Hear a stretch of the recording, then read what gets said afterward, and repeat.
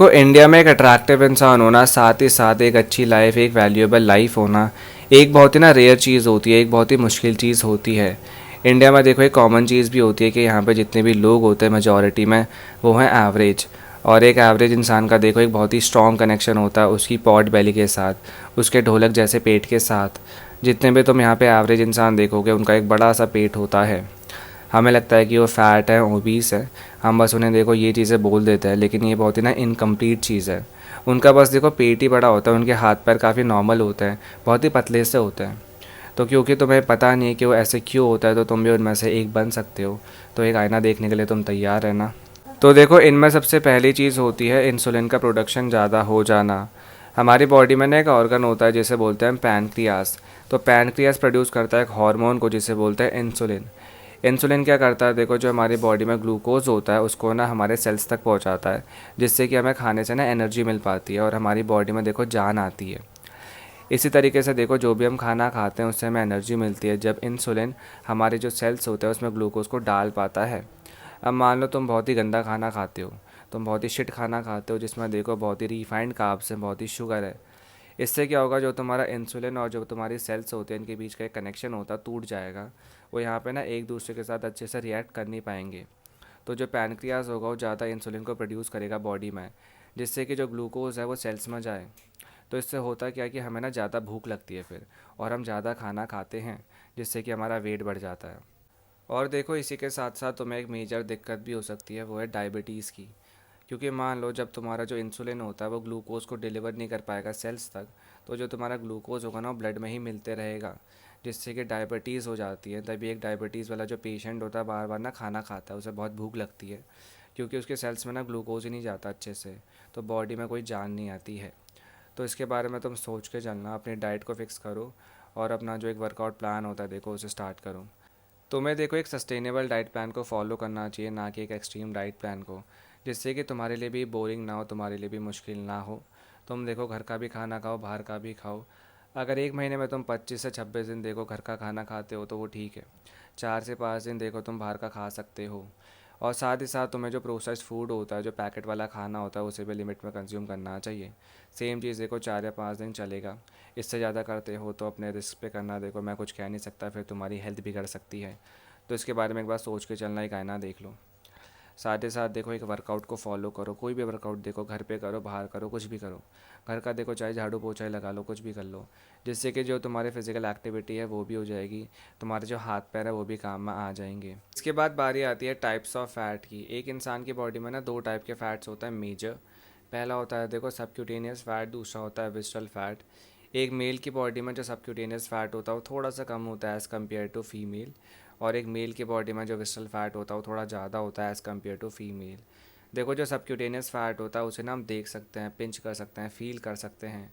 वो हमारी स्किन के नीचे होता है और मसल के ऊपर होता है, तो वो ईजिली फील हो सकता है हमें। लेकिन जो विस्टल फैट होता है वो ना काफ़ी डीप डाउन होता है। जैसे कि एक इंसान होता है, उसका एक बहुत बड़ा पॉट बेली होती है, जैसे कि मैंने बताया ढोलक जैसा पेट। तो क्यों होता है, विस्टल फैट की वजह से।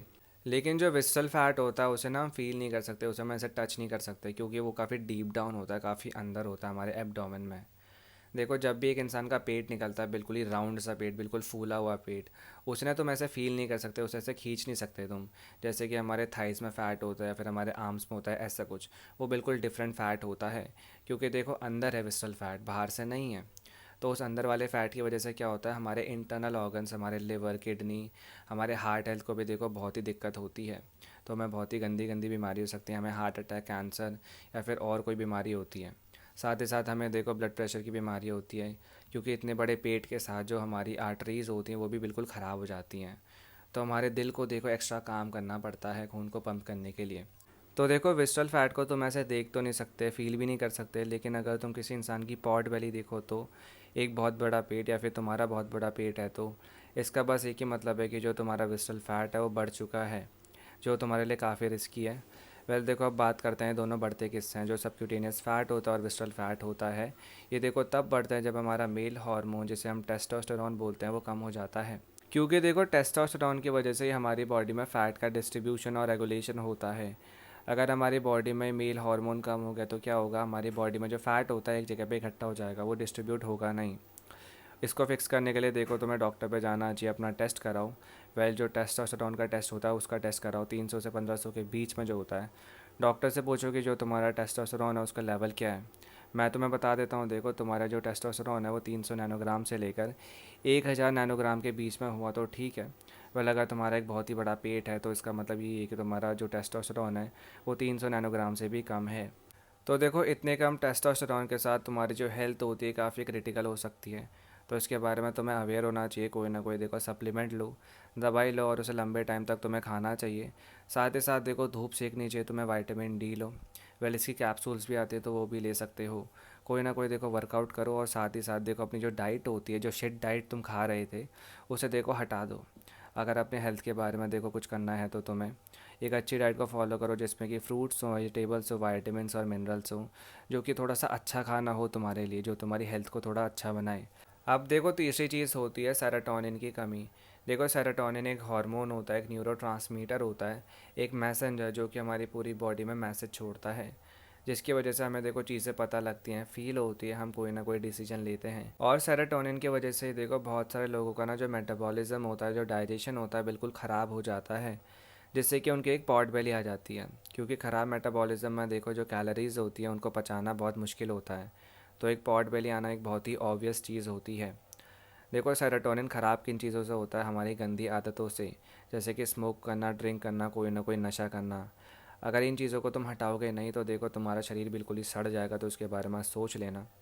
अगर अपने सेरोटोनिन को मेंटेन करना चाहते हो, बैलेंस में लाना चाहते हो, तो देखो तुम्हें कुछ हेल्दी हैबिट्स को अपनाना चाहिए, जैसे कि कोई भी वर्कआउट करो, कोई ना कोई देखो हॉबी पाल लो, कोई ना कोई देखो अच्छा डाइट प्लान जो होता है उसे फॉलो करो, जिसमें कि देखो वेजिटेबल फ्रूट्स हो। देखो साथ ही साथ तुम घर का भी खा रहे हो, बाहर का भी खा रहे हो, लेकिन अपने आप को हेल्दी भी रख रहे हो, तो एक अच्छी चीज़ होगी तुम्हारे लिए।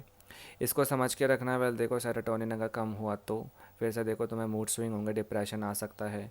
तो देखो जस्ट पेट ख़राब नहीं होगा, पूरी मेंटल हेल्थ ख़राब हो जाएगी, तो इसके बारे में सोच लेना। अब देखो आखिरी चीज़ है कॉर्टिज़ोल का बढ़ना। कॉर्टिज़ोल बढ़ता है देखो स्ट्रेस से। जब भी देखो हमें स्ट्रेस होता है, हमारा जो कॉर्टिज़ोल होता है वो बढ़ जाता है।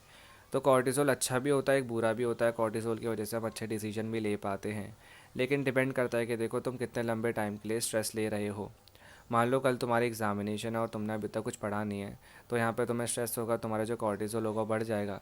लेकिन रात भर में देखो तुम कुछ ना कुछ पढ़ लोगे, तो यहाँ पे तुमने एक अच्छा डिसीजन लिया, तो कल के एग्जामिनेशन में तुम पास कर जाओगे, तो एक अच्छी बात हो गई। लेकिन मान लो तुम सालों साल तक स्ट्रेस लेते हो, जो तुम्हारा कॉर्टिज़ोल है बिल्कुल ही देखो सातवें आसमान को छू रहा है, तो क्या होगा, इससे तुम्हारी लाइफ बिल्कुल ही शिट हो जाएगी, तुम्हें एक पॉट बेली आ जाएगी। तो एक बहुत ही गंदी चीज़ होती है, जिससे कि तुम्हारी हेल्थ जो होती है बिल्कुल ही रिस्क पे हो जाती है। तो इसके बारे में तुम्हें सोचना चाहिए। देखो इससे बचने के लिए तुम्हें क्या करना है, तुम्हें अपनी स्लीप पे फोकस करना चाहिए, तुम्हें अच्छा वर्कआउट करना चाहिए, अच्छी डाइट को देखो फोकस करना चाहिए। साथ ही साथ देखो एक हॉबी ढूंढ लो, कोई भी देखो चीज़ जो कि तुम्हें पसंद हो, अपने कंपेनियन, अपनी गर्लफ्रेंड, अपनी वाइफ के साथ टाइम स्पेंड करो, जिससे कि देखो तुम काफ़ी अच्छा फ़ील करोगे। देखो जितनी भी डिस्ट्रैक्शन होती है, जितनी भी गंदी आदतें होती हैं, जैसे कि स्मोकिंग, ड्रिंकिंग, कोई भी नशा, इन सारी चीज़ों से दूर रहो, फालतू की चीज़ें मत करो, अपने फ़ोन से भी दूर रहो। देखो जितना भी टाइम तुम्हें मिले खुद के साथ, अपने देखो आसपास के लोगों के साथ इंजॉय करो। क्योंकि मैं यहाँ पे देखो तुम्हें स्ट्रेस मैनेजमेंट की क्लास नहीं दे सकता। मैं जानता हूँ कि देखो तुम्हारे लिए काम करना भी इम्पॉर्टेंट है। अगर तुम अपने काम को छोड़ दोगे तो तुम्हारे पास पैसे नहीं आएंगे, तुम्हारी लाइफ बिल्कुल ही शिट हो जाएगी। लेकिन ये साथ में सोचना कि देखो तुम्हें अपनी लाइफ को सैक्रिफाइस नहीं करना चाहिए कोई भी काम के लिए, क्योंकि तुम्हारी लाइफ की भी एक वैल्यू है। तो देखो अपने बारे में, अपनी हेल्थ के बारे में सीरियस होना सीखो, नहीं तो तुम्हें एक सबसे बड़ा सैक्रिफाइस करना पड़ेगा अपनी लाइफ का। तो इसके बारे में तुम सोच लेना।